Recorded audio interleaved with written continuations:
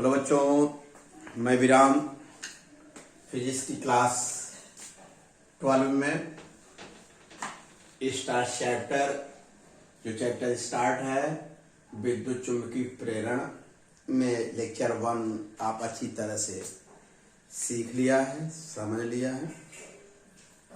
आज lecture number 2 को अच्छी तरह से सिखाऊंगा।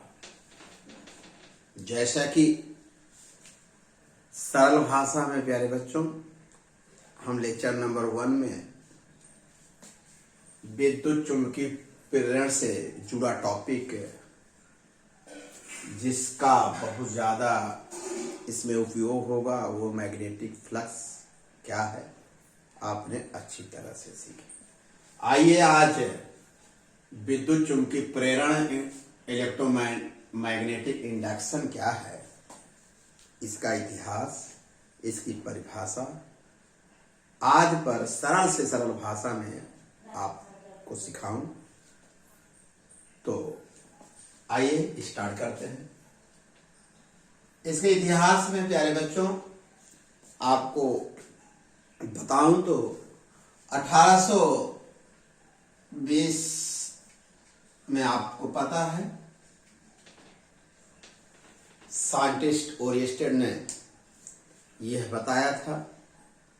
जैसा कि जानते हैं उनका प्रयोग बहुत क्रांतिकारी वर्ष था जब साइंटिस्ट ओरिस्टेड ने अपने प्रयोग द्वारा यह सिद्ध किया कि जब किसी धारावाही चालक में या तार में विद्युत धारा प्रवाहित की जाती है तो उसके चारों तरफ मैग्नेटिक फील्ड उत्पन्न हो जाता है। 1820 में ही मैग्नेटिक फील्ड उत्पन्न हो जाता है। तो 1820 में ही दो महान साइंटिस्ट, एक माइकल फैराडे, दूसरे थे हेनरी साहब, तुरंत उन्होंने ज्ञात किया या ज्ञात करने का प्रयास किया कि उस सिद्धांत पर अपना ध्यान केंद्रित किया कि प्रकृति में सिमेट्री है, सममितता है। तो इसका मतलब अगर प्रकृति में सिमेट्री है तो निश्चित रूप से धारा द्वारा अगर चुंबकीय क्षेत्र पैदा हो रहा है तो निश्चित रूप से चुंबक के द्वारा विद्युत धारा उत्पन्न होनी चाहिए। और फैराडे साहब तथा अन्य वैज्ञानिकों ने इस पर लगातार प्रायोगिक अध्ययन करते रहे। कहां से 1820 स्टार्ट किए। उन्होंने क्या किया, एक कुंडली लिया, तार को कुंडली बना दिया, धारा मापी, जो धारा की सूचना देता है प्यारे बच्चों, जब उससे कनेक्शन किया और एक चुंबक लिया तो बात अजीब लगती है, आपको भी लग रही होगी कि इस चुंबक के द्वारा बिना किसी बाहरी स्रोत से इसमें विद्युत धारा पैदा करना। इस समय भी आपको एक मन में कौतूहल उत्पन्न हो रहा होगा कि क्या है कि भाई ना इसमें कोई ना तो बैटरी जुड़ी है ना कोई विद्युत स्रोत, इसमें धारा कैसे पैदा हो, आपको भी लग रहा होगा। लेकिन फैराडे साहब ने लगातार प्रयास करते रहे।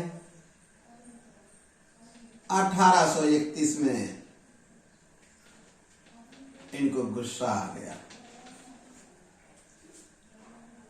कि प्रकृति में सिमेट्री है, अगर चुंबकीय क्षेत्र है तो विद्युत धारा होना चाहिए, मुझे नहीं लगता ऐसा होगा।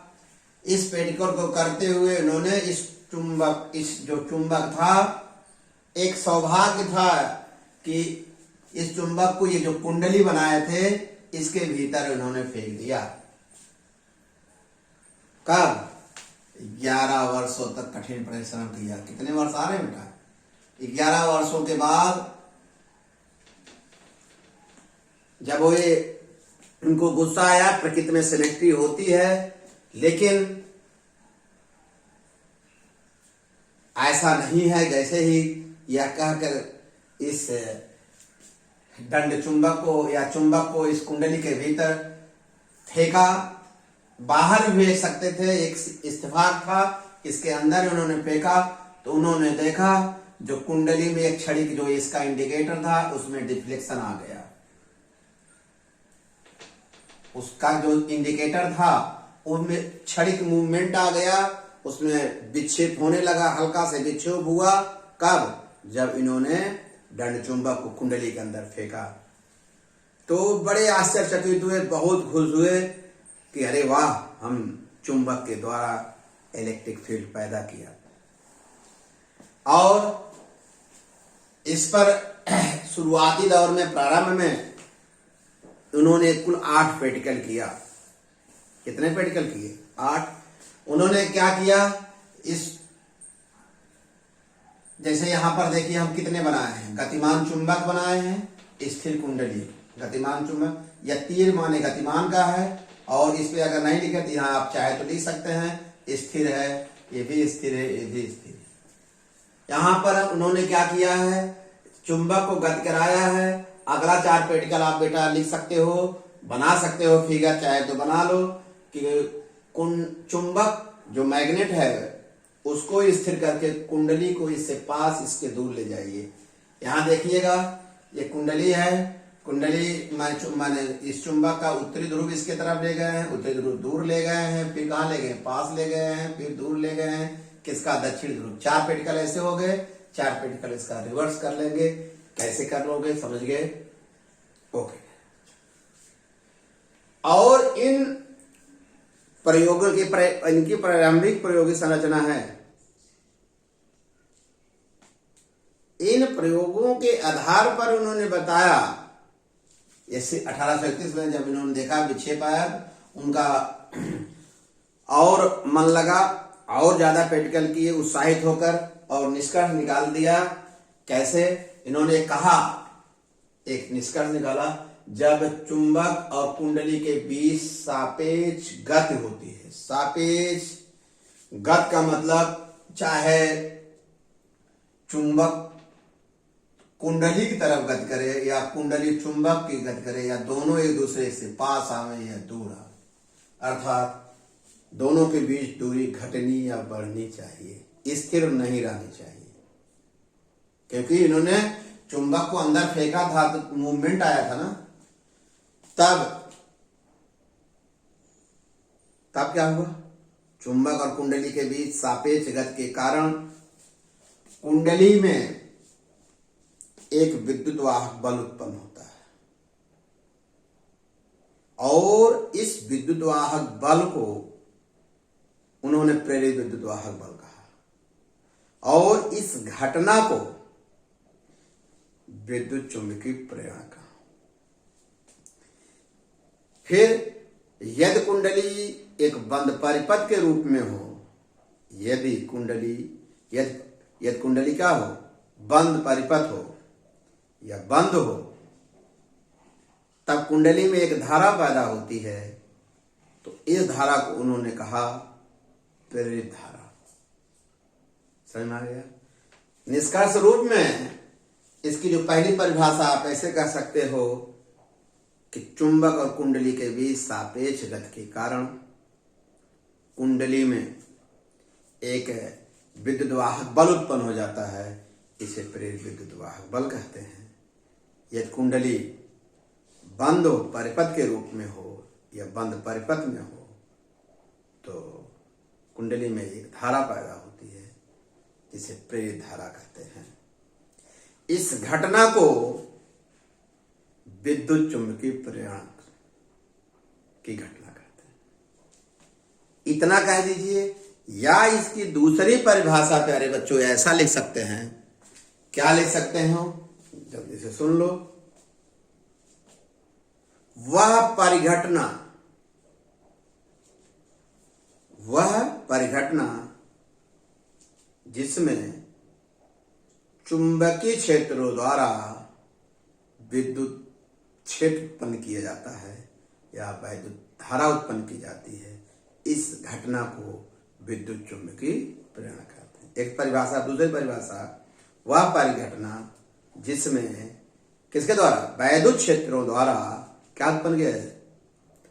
वह परिघटना जिसमें चुंबकीय क्षेत्रों द्वारा, इसमें क्या हुआ? चुंबकीय क्षेत्रों द्वारा वैद्युत क्षेत्र या वैद्युत धारा उत्पन्न की जाती है, या उस घटना को क्या कहते हैं? या वैद्युत क्षेत्र उत्पन्न किया जाता है, उस घटना को विद्युत चुंबकीय प्रेरण कहते हैं। फिर प्यारे बच्चों एक बात और इन्होंने कहा, निष्कर्ष निकाला प्यारे बच्चों कि यह जो प्रेरित विद्युत वाहक बल दोनों की सापेक्ष गति के कारण पैदा हो रहा है, या प्रेरित धारा जो उत्पन्न हो रही है, यह उस कारण का विरोध करती है जिसके कारण उत्पन्न होती है। अर्थात इन्होंने कहा, निष्कर्ष में आया, प्रायोगिक अध्ययन से इन्होंने यह पाया कि प्रेरित विद्युत वाहक बल अथवा प्रेरित धारा की दिशा सदैव ऐसी होती है कि उस परिवर्तन का विरोध करती है जिसके कारण उत्पन्न होती है। यही एक उन्होंने पाया कि जिस कारण से उत्पन्न होता है वह उसी का क्या करता है? विरोध करता है। फिर उन्होंने एक और बात कहा कि यह जो प्रेरित विद्युत वाहक बल प्रेरित धारा का मान कैसे बढ़ जाएगा? यदि कुंडली में फेरों की संख्या हम बढ़ा दें तो इसका मान क्या होता है? बढ़ जाता है। ठीक, अगर यह परिवर्तन तेजी से करें तो प्रेरित विद्युत वाहक बल ज्यादा होता है।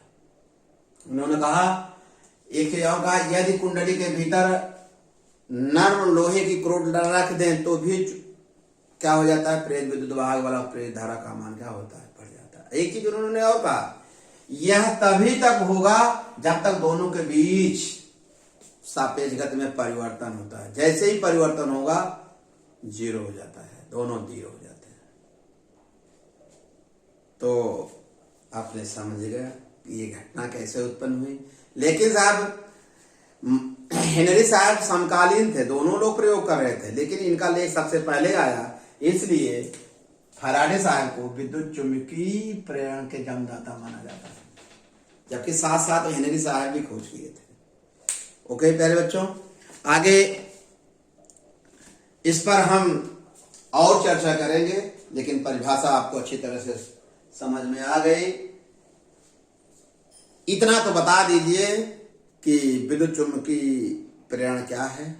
वह परिघटना जिसमें चुंबकीय क्षेत्रों द्वारा विद्युत धारा उत्पन्न की जाती है, विद्युत चुंबकीय प्रेरण कहते हैं। दूसरी परिभाषा बता सकते हैं, चुंबक और कुंडली के बीच सापेक्ष गति के कारण कुंडली में एक विद्युत वाहक बल उत्पन्न होता है, और जिसे प्रेरित विद्युत वाहक बल कहते हैं। इस घटना को विद्युत चुंबकीय क्या कहते हैं? प्रेरण कहते हैं। नेक्स्ट जो हमारा आपके पास लेक्चर नंबर 3 पहुंचेगा, इसी पर और अंदर हम व्याख्या करेंगे।